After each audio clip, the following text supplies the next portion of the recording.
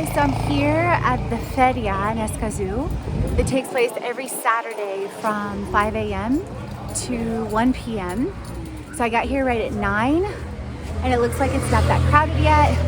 So I'll show you some highlights and behind the scenes. Headed to a fresh market. It's one of my favorite things to do when I travel overseas.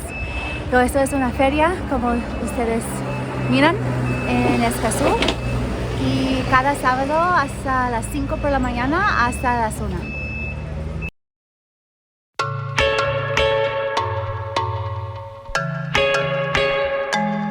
Déjame una vez, te perdono. Déjame otra vez, no te conozco. Yo te di todo. Déjame sola hoy en la mañana. Déjame para allá, se va la gana. Yo te di todo. Siempre me dices que me